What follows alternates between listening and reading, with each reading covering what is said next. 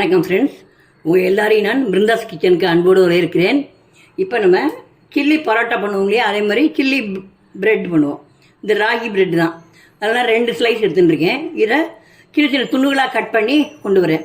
அதுக்கு முன்னாடி நீங்கள் இதான் ஃபஸ்ட் டைம் பார்க்குறீங்கன்னாக்கா என் சேனலை சப்ஸ்கிரைப் பண்ணி வச்சுங்க. அதோட பெல் ஐக்கனையும் கிளிக் பண்ணி வச்சுங்க. வாங்க வீடியோக்குள்ளே. இப்போது அடுப்பில் வானலி வச்சுருக்கேன். அதில் ஒரு 2 ஸ்பூன் நெய் விட்டுக்கலாம். முதல்ல பிரெட்டை துண்டுகள்லாம் நம்ம வறுத்து எடுத்துக்கணும். நம்ம நீங்களே எண்ணெய் கூட நம்ம சாதாரண எண்ணெய் கூட விட்டுக்கலாம். இப்போது இந்த பிரெட்டெல்லாம் துண்டு துண்டாக கட் பண்ணிவிட்டு அதை போட்டு நம்ம நல்லா வறுத்து எடுக்கலாம்.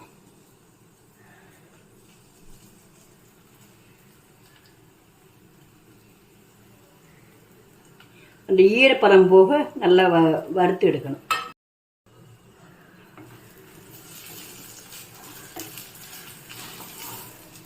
அடுப்பு சிம்மில் வச்சுங்க, தீஞ்சு விடாமல்.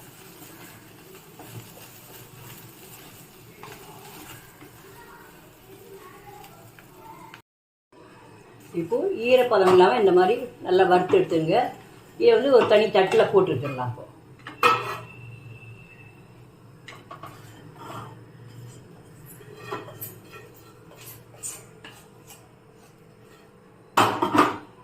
இப்போ இதுலேயே 2 ஸ்பூன் இது ரீஃபைண்ட் ஆயில் தான். இது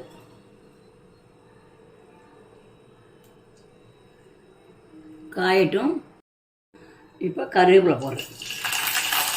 நீங்கள் இஞ்சி பூண்டு விழுதாவும் போடலாம், இல்லைனாக்கா இஞ்சி தனியாக பொடியாக நறுக்கி பூண்டு தனியாக பொடியாக நறுக்கி அப்படியும் போட்டு வதக்கலாம். நான் இஞ்சி பூண்டு விழுதே நான் போடுறேன். நான்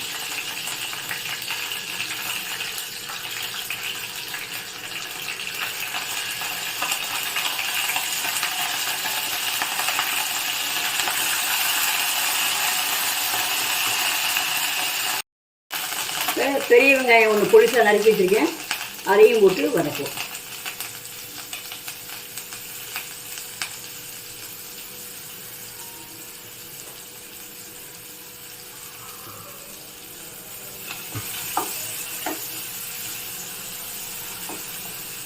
கொஞ்சம் கண்ணாடி பழம் வர வரைக்கும் வதக்கினாட்டு அப்புறமா தக்காளி போடலாம்.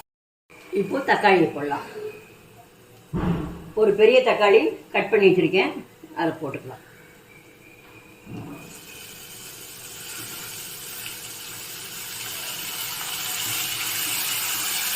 இப்போ நீங்கள் பச்சை மிளகா போடுறதா இப்போ ஒரு பச்சை மிளகா பொடிசாக நறுக்கி போடலாம்.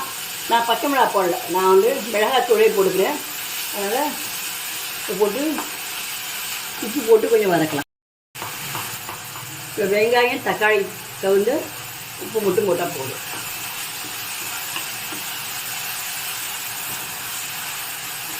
போட்டு நல்லா வதங்கட்டும். இதில் கொஞ்சமாக மஞ்சள் பொடி போடலாம்.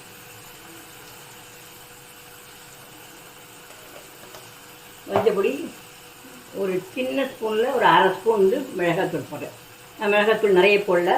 நீங்கள் காரம் உங்களுக்கு பார்த்து போட்டுருங்க. நீங்கள் பச்சை மிளகாயும் போட்டு இதுவும் போடலாம். நான் மிளகாத்தூள் மட்டும்தான் போடுறேன். போட்டு நல்லா சேர்ந்தாப்புல வதங்கி வரட்டும். எண்ணெய் நல்லா பிரிஞ்சு வருது. இப்போ கொஞ்சம் குழமிளகா போடுறேன். நான் இங்கே குழமிளகா போடணுங்கிற அவசியம் கிடையாது. இருந்தால் போடலாம், இல்லைன்னா இல்லை.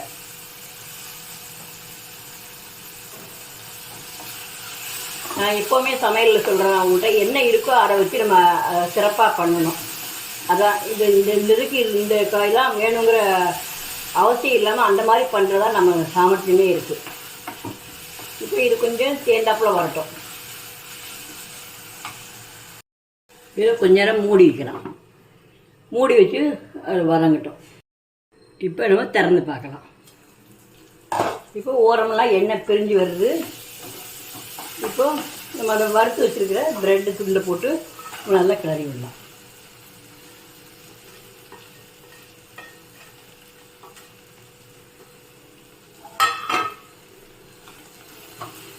நல்லா அந்த மசாலாலாம் எல்லா ப்ரெட்டு துண்டுலையும் படுற மாதிரி கலந்து விடணும்.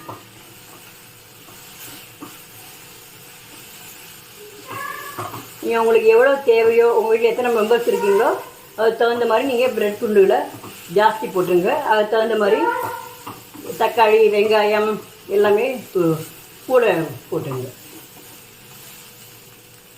இப்படி கொஞ்ச நேரம் இருக்கட்டும், சிம்மில் வச்சு மூடி வைக்கலாம். அதுக்கப்புறமா நம்ம அடுப்பை அணைச்சிடலாம். இப்போது நம்ம அடுப்பை அணைச்சிடலாம். எல்லாம் சேர்ந்தாப்பில் வந்துருக்கு. மேலாக மல்லித்தலை தூவினாக்க சில்லி பிரெட் ரெடி. இப்போ நான் அடுப்பை அணைச்சிடறேன். இப்போது சுவையான சில்லி பிரெட் ரெடி. நீங்களும் செஞ்சு பாருங்கள். செஞ்சு பார்த்துட்டு டேஸ்ட் பண்ணி பார்த்துட்டு உங்கள் ஒப்பீனியனை கமெண்டில் போடுங்க. தேங்க்யூ.